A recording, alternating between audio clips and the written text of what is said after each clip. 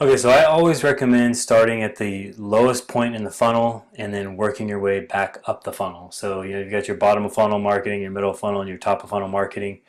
This is where you're going to make pretty much the most money, the biggest return on ad spend, and look like a rock star is with all these campaigns. So what I'm calling bottom of funnel is people that are um, well, it could be people who have purchased. You could set up some campaigns for people who have already purchased, and you're just trying to turn them into a repeat buyer. But for purposes of this demonstration, we're talking about people who have added to cart or initiated checkout. They came as close as you possibly can come to buying without completing the action that we want. Okay, and so I recommend breaking this into intervals. And so these are the audiences you would need to set up: buyers past 3 days, buyers past 11 days, and past 26 days. And then because we're using Shopify, the Shopify does track initiate checkout separately from add to cart, which is very useful because we want to target, assuming we have a big enough audience, we want to target these people separately that have initiated the checkout versus those who simply added to cart, because this crowd, initiate checkout, is even more serious than those who added to cart, because the add to cart crowd never made it. We're gonna make sure we only target those who added to cart but didn't initiate checkout. Okay, so you need audiences for initiate checkout past 2 days, 10 days, and 25 days, and add to cart past 2 days, 10 days, and 25 days. So let's see, nine audiences for this part of the funnel. And you may find that these intervals are, you might get different mileage by changing them a little bit, but this is just what I found has worked really well for me for the way I set these up.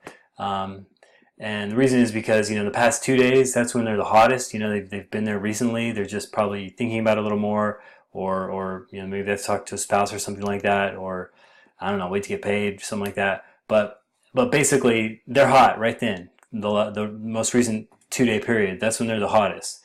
So I want to target them more aggressively in that period, and then by the time we've gotten to days 3 through 10, well, they're cooling off now. They're not as serious anymore. They've reconsidered, or they've decided, they've found the next shiny object.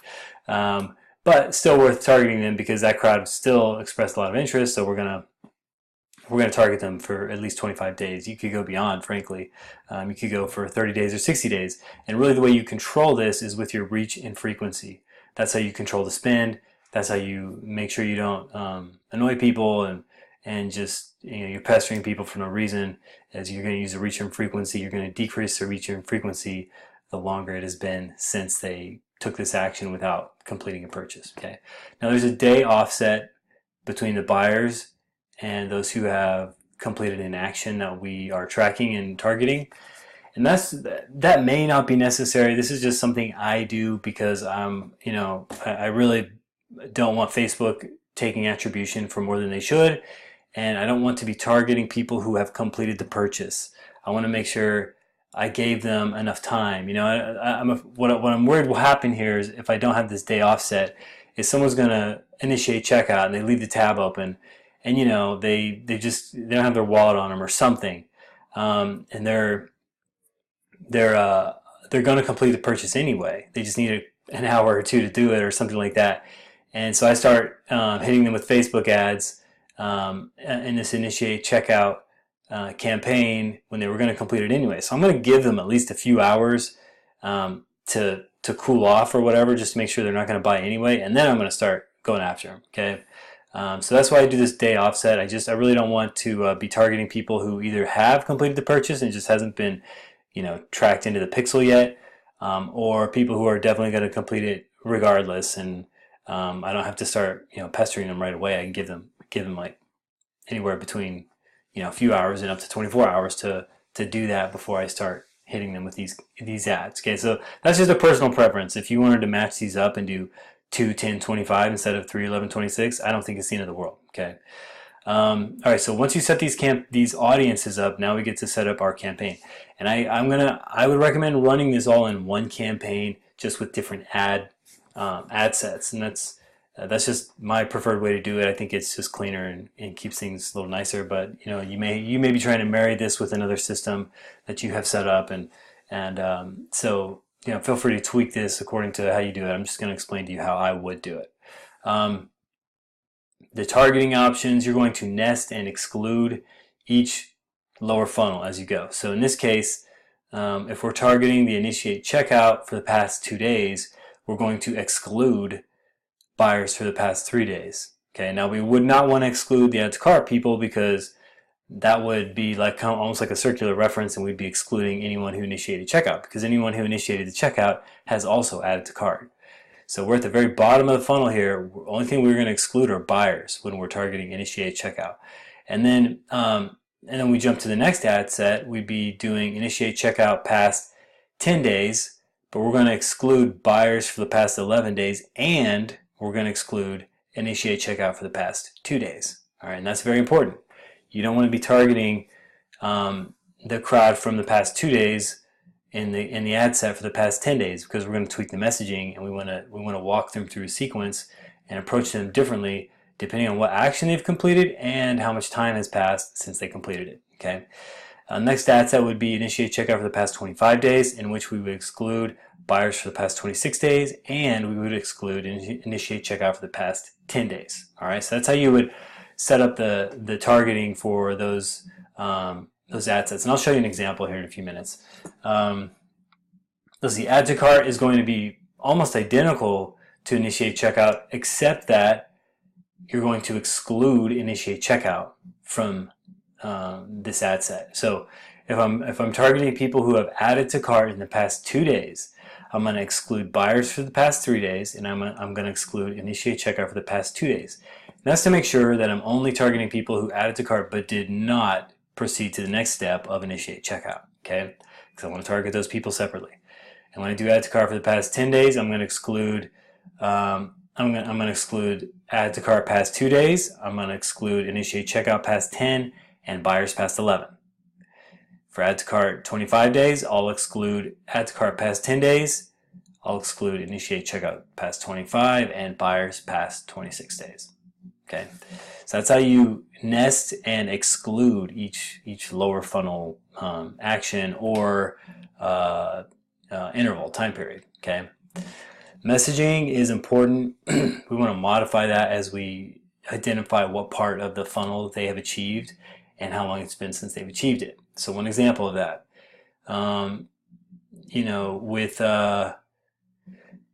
with initiate checkout, they've gotten really serious. They almost completed the purchase. They just didn't fill out the form, or they didn't hit the button, right? So we could be a little more aggressive with that. We're going to maybe be playful about it, like, oh, hey, you're the one that got away. We want you back, something like that. Kind of playing to the fact that they came so close, but in the end they kind of dogged us. Add to cart wasn't as serious, but it's still fairly serious. You could, maybe even use similar messaging there. Once they've gotten out past the first 2 day period, the approach I take is I try to convert them for 2 days without giving them an extra incentive in the ad messaging. But if they make it through that 2 day period and they still have not converted, so for the next 7 days between days 3 through 10, I'm going to maybe offer them an additional coupon, or offer them free shipping, or I don't know, buy 2 get 1, some kind of an extra deal to sweeten the offer a little bit, and try to turn them into buyers. So that's good for 7 days. And then once we hit days 11 through 25, I remove that incentive. I figure, okay, at this point, there's something else in play. The extra incentive did not speak to them, so I'm going to take that away, and I'm just going to keep, kind of try to tap them on the shoulder every few days to remind them, hey, you almost bought from us. Or maybe I'll throw in some kind of branding or some kind of a humor ad or something like that. Something to just re-engage them, just to get them to think back on our product and on our business, see if we can't convert them. All right. I talked about, so reach and frequency to control spend. This is really important. Don't use the conversions objective. Use the reach objective, reach and frequency, because that allows you to control how many times people will see these ads in a given time period. It'll help you control the spend, and it will still maximize conversions, in my opinion. Because if you do conversion objective, what's going to happen is, Facebook is going to apply their algorithm that says, okay, these people are more likely to complete the purchase than not, and it's going to exclude some of the people who initiated the checkout. But look, most people, almost all of the people who initiate checkout are serious. Like, they are potentially serious buyers. We don't want Facebook's algorithm to exclude any of them. Okay, same for add to cart. We don't want them to exclude any of them. We want to target all of them with equal importance, to make sure everybody sees the ad at the frequency we want. And the frequency allows us to control the the number of impressions that get served, so that we don't, so Facebook doesn't slam these people with 10 impressions over a day period or 2-day period or something, and then we just get hit with these crazy, we can't control the spend that way. We can't control how much they see it or don't see it. So use reach and frequency. And so, for example, past 2-day period, I would show them maybe 2 ads per day. So they see our ad up to 2 times per day. And then we move into the 3 to 10-day period, and I might lower it. I might go down to just 1 ad per day. And then we hit the 11 to 25-day period, and I might go down to once every 3 days or 4 days, because by now they've cooled off quite a bit. This was powerful about this approach is you just pick a reach and frequency that makes sense. Test it. If you're getting great results, increase the frequency. Duplicate the ad set and change the frequency. If you're getting terrible results, pause that one, duplicate it, and reduce the frequency. So what I've often seen is that I can maybe increase the frequency for the first 2 days, but by this 11 to 25-day period, I'm having to sometimes decrease the frequency to once every 4 days or 5 days or 6 days, because it's just not resonating with them. Or it could be that the messaging we're using is just not cutting it, the creative or the offer or whatever. So you can tweak those things, play with the messaging, play with the ad, but then use this frequency number to kind of control what people see or don't see, or how often. Let's see. Let me show you an example here, because I think that'll help kind of drive home all of this. It's probably not as complicated as you think. Once you get these audiences set up and get the ad set set up, and you kind of understand the structure, it's really not that complex as maybe it looks right now. All right, so here's an example of a campaign that is set up for this very bottom of funnel marketing. And as you can see, I've got it broken out by initiate checkout, add to cart, and the different intervals. So you'll see 1 to 2 days for add to cart, 3 to 10, and then 11 to 25. Same with initiate checkout, 1 to 2, 3 to 10, 11 to 25. The first period, as I mentioned, I'm not doing any discount. And then for days 3 to 10, I'm doing 15% off, and then I go back to no discount for days 11 to 25. And you can see the frequency here. Let's see, I'm doing two every 1 day, 2 ads every 1 day for the first period. And then I drop it down to 1 every 1, and then initiate checkout, I drop it down to 1 every 2. Okay. Now, results. Fantastic results. Okay, you look at these numbers, and this is where that pixel. I don't mean to beat a dead horse, but that comes into play. It really matters what the pixel's showing, because if we're getting unreliable information, we're gonna make unreliable decisions on our ads, and maybe think we're doing better than we are, or throw good money after bad for that reason. But these numbers are pretty solid based on what I can see. But here's another. I think this demonstrates why we should do that 1 day offset with the buyers that I mentioned previously. Look at this return on ad spend for the 1 day view attribution. So first 2 days of initiate checkout, 46.6. I mean, a lot of those people were going to buy anyway, right? And I don't have a problem personally. I don't have a problem with advertising to that crowd, knowing that we'll get some that wouldn't have converted. Okay, I'm okay with that. But if we had started the day prior, I mean, I just think it would have been overkill and unnecessary, and some spend that we just didn't need to spend. Okay, so that's why I recommend that 1 day offset. But as you can see, the results are pretty strong. We got a very, very positive return on ad spend. Some of these we could, honestly, I think we could maybe dial this back to 1 every 1 day, and probably still get just as good of a result. So that'd be something to test. Is maybe not tagging them twice a day for the first 2 days, just hitting them once a day, and maybe here with the 15% off, we're still getting a strong, very strong um, return on ad spend. So we could even maybe we could dial that one back a little bit and see if we can spend even less and get the same result. And then when you move back, like as we know, they cool off once you get to the 11 to 25 day period. So let's see. Results for add to cart is it's still pretty good. We're not talking about huge numbers, but yeah, pretty good return on ad spend. Interestingly, the initiate checkout has a lower return than add to cart, so that might be something to look at and say, um, well, maybe my messaging could be better here because I'm not getting that great of a result.